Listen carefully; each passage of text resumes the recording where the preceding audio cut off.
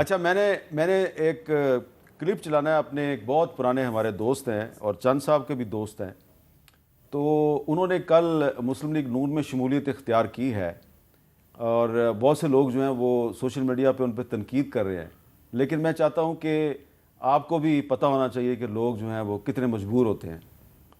دیکھیے میں کس کا ذکر کر رہا ہوں۔ رضا یاد حراج صاحب، آپ نے مسلم لیگ نون میں شمولیت اختیار کی تھی 2013 کے الیکشن میں، اور اب آپ عمران خان صاحب کو جا کے ملتے ہیں، وجہ کیا ہے؟ جنوبی پنجاب کے لوگوں کی لائلٹی سٹیٹ کے ساتھ ہے، کسی فرد کے ساتھ نہیں۔ جس وقت ہمارے لوگوں کو یہ احساس شروع ہو جاتا ہے کہ یہ بندہ پاکستان کے ساتھ مخلص نہیں رہا، میر صاحب وہ اپنا ایک سوچ رکھتے ہیں اور اپنا ایک رویہ بنا لیتے ہیں۔ میر صاحب اگر آپ عدلیہ کو، پاک فوج کو، پاکستان کے اسٹیٹ انسٹیٹیوشنز کو ملائن کریں اور ٹارگٹ کرنا شروع کر دیں تو میر صاحب یہ سیاست نہیں ہے۔ شہباز شریف صاحب کے بارے میں میری تھوڑی سی مختلف رائے ہے۔ میں سمجھتا ہوں کہ شہباز شریف صاحب ایک اچھے آدمی ہیں۔ اگر یہ جو موجودہ حالات اور جو پارٹی میں جو نقصان ہوا ہے یہ شہباز شریف صاحب کی وجہ سے نہیں ہوا، اس کی وجہ میاں نواز شریف صاحب ہے۔ یہ بڑا کلیئر رکھیں۔ میاں نواز شریف صاحب کو تو بھی سزا ہوئی نہیں اور وہ اپنا ایک نیریٹو بنا گئے کہ مجھے کیوں نکالا۔ پتہ ان کو بھی ہے کہ ان کو کیوں نکالا گیا، وہ ابھی مزید ججمنٹ آ جائے گی تو سب کو پتہ چل جائے گا۔ میں تو بڑا اسٹریٹ فارورڈ سے بات تھی کہ نااہل آدمی پارٹی کا چیئر پرسن نہیں ہو سکتا۔ سر ضیاء الحق کے ساتھ بھی تو ان کا رشتہ تھا، میری عمر آپ کو لگ جائے، وہ مجھے کہا تھا کہ میری عمر تمہیں لگ جائے۔ حامد میر میں نے تو کبھی آپ کو نہیں کہا۔ تو ویسے رضا حراج صاحب جو ہیں یہ آزاد امیدوار کی حیثیت سے جیتے ہیں، اور یہ پی ٹی آئی بیکڈ آزاد امیدوار نہیں تھے، یہ واقعی آزاد امیدوار تھے، اور اب جیتنے کے بعد یہ دوبارہ اس پارٹی میں چلے گئے ہیں جس کے قائد نواز شریف صاحب ہیں۔ تو خرم دستگیر خان صاحب، ویسے تو ہم سب جانتے ہیں کہ مجبوریاں ہوتی ہیں اور لوگ جو ہیں وہ مجبوریوں کی وجہ سے کہتے ہیں جی کہ ہم نے وفاداری تبدیل کی، لیکن آپ کو یہ لگ نہیں رہا کہ جس طریقے سے کچھ انڈیپینڈنٹس کو آپ کی پارٹی میں شامل کروایا جا رہا ہے تو اس سے آپ کی پارٹی کی جو سیاسی ساکھ ہے اس کو دھچکا پہنچ سکتا ہے، یا اب یہ کوئی مسئلہ نہیں ہے عام لوگوں کا؟ نہیں میر صاحب، پہلے تو بات یہ ہے کہ آپ نے، میں شکر گزار ہوں، آپ نے درست طور پر ناظرین کو بتایا کہ سارے آزاد امیدوار ایک جماعت کے حمایتی نہیں تھے۔ ہر پارلیمان میں، اور آپ نے بہت پارلیمان دیکھی ہیں، 20 سے 40 تک آزاد امیدوار ہم نے دیکھے ہیں جو الیکٹ ہو کے ملک کے مختلف حصوں سے آتے ہیں۔ لہٰذا یہ کہہ دینا کہ جی سارے آزاد امیدوار ایک طرف تھے۔ اب یہ جو آپ نے کلپ چلایا ہمارے بھائی کا، یہ تو مسلم لیگ نون کا حصہ رہ چکے ہیں اور بڑے بھرپور طریقے سے موجود تھے 2013 سے 18 کی اسمبلی میں۔ لہٰذا اگر ہم واپس آئے ہیں تو یہ ان کا اپنا فیصلہ ہے، لیکن اصل ایشو یہی ہے، میں پھر دہرا دوں کہ اس الیکشن میں ایک تو خطرے کی گھنٹی وہ ہے کہ اگر کہیں نہ کہیں اگر 9 مئی کی توثیق ہے تو ہمارے لیے بہت خطرناک ہے، اور دوسرا یہ ہے کہ آنے والی حکومت کے لیے جو مہنگائی کو روکنا اور بجلی کے بلوں کو روکنا وہ چیلنج ہے۔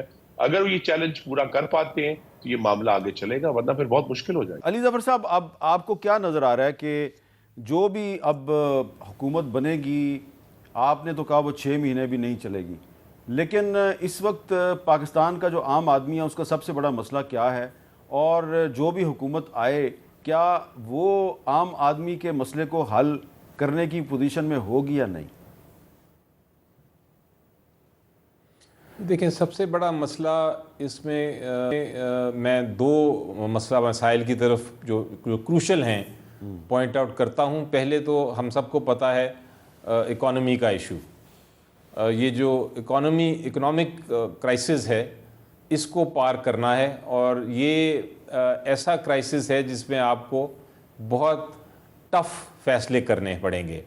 ٹف فیصلوں میں جس طرح میں نے پہلے کہا آپ کو مینڈیٹ چاہیے ہوتا ہے، اور چونکہ یہ مینڈیٹ نہیں ہوگا اس کولیشن گورنمنٹ میں اگر کوئی بننے جا رہی ہے تو وہ لاسٹ نہیں کر سکتی، اس لیے میں اس کو ٹائم دے رہا ہوں۔ ٹائم کا مطلب 6 مہینے کا ایگزیکٹ میرا میں نے آپ کو اندازہ بتایا، لیکن مراد یہ کہنے کی تھی کہ شارٹ ٹرم ہوگی، وہ لانگ ٹرم نہیں رہ سکے گی۔ ٹھیک ہے، اس لیے یہ کرائسس ہے یہ پار کرنا ہے، اور یہ اس مینڈیٹ کے ساتھ یہ کرائسس کو آپ عبور نہیں کر سکتے۔ اچھا، دوسرا لانگ ٹرم سلوشن ہے وہ رول آف لا کرنا، رول آف لا کو اسٹیبلش کرنا، اور باقی جو مسائل ہیں, ہمارے پانی کے مسائل ہیں, ہمارے پاپولیشن کے ایشوز ہیں, وہ لانگ ٹرم ہیں, وہ تو ہم بیٹھ کے پولیٹیشنز بیٹھ کے آپس میں بھی سولو کر سکتے ہیں. لیکن سب سے جو امیجیٹ کرائسس ہے وہ ہمارا کرائسس اکنامک کرائسس ہے, اور اس کے لیے آپ کو فورن انویسٹمنٹ چاہیے, اور فورن انویسٹمنٹ اسٹیبل پولیٹیکل انوائرمنٹ میں آتی ہے. اگر آپ کی پولیٹیکل انوائرمنٹ اسٹیبل نہ ہو. آپ نے درست کہا کہ رول آف لا جو ہے وہ لانگ ٹرم سولوشن ہے. آپ ایگری کرتے ہیں جی؟ بالکل میں ایگری کرتا ہوں. Rule of law is the long term solution of every problem. بالکل ہے, عدل عدل عدل. اور اس وقت سب سے بڑا مسئلہ کیا ہے کہ آئین اور قانون کو کوئی نہیں مانتا, اور اس کی اس طریقے سے خلاف ورزی کی جاتی ہے کہ جیسے یہ کوئی چیز ہی نہیں ہے پاکستان میں. لیکن میرے خیال میں ماننا پڑے گا, ماننا پڑے گا, ورنہ یہ نظام نہیں چلے گا. اور نظام اگر نہ چلا تو اس میں جو بینیفیشری ہیں وہ بھی گھاٹے میں رہیں گے. بینیفیشری جو ہے ان کو یہ سمجھنا چاہیے کہ یہ صرف وقتی طور پہ ان کو بینیفیشری ہیں, وہ سارے گھاٹے میں رہیں گے. اچھا, یہ کوئی ضروری نہیں کہ ہر دفعہ عوام نے گھاٹے میں رہنا ہے, کبھی خاص کو بھی گھاٹا پڑ سکتا ہے. تو خرم صاحب آپ ایگری کرتے ہیں کہ پاکستان کے تمام مسائل کا حل جو ہے وہ قانون اور آئین کی بالادستی میں ہے؟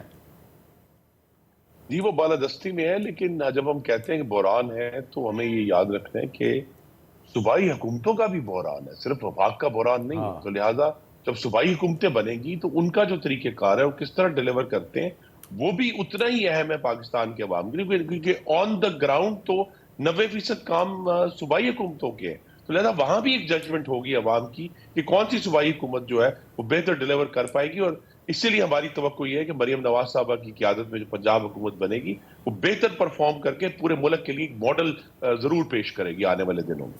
بہت بہت شکریہ خرم دستگیر خان صاحب, علی ظفر صاحب اور ندان صاحب. اور کوئی اس سے اتفاق کرے یا نہ کرے, لیکن حقیقت یہی ہے, اور یہ آنے والا وقت بھی ثابت کرے گا کہ پاکستان کے اس وقت آپ کو مسائل بڑے گمبھیر, بڑے پیچیدہ نظر آتے ہیں, لیکن ان گمبھیر اور پیچیدہ مسائل جو ہیں ان کا سلوشن بڑا سادہ ہے, اور وہ ہے رول آف لا. کہنے میں بڑا آسان ہے بڑا مشکل, کیونکہ یہ جو 3 سیاستدان میرے شو میں ہیں یہ تو ایگری کرتے ہیں کہ رول آف لا ہر مسئلے کا حل ہے, لیکن کچھ لوگ ایسے ہیں جو بظاہر ایگری کرتے ہیں لیکن عملی طور پہ ایگری نہیں کرتے. یہی سارا مسئلہ ہے.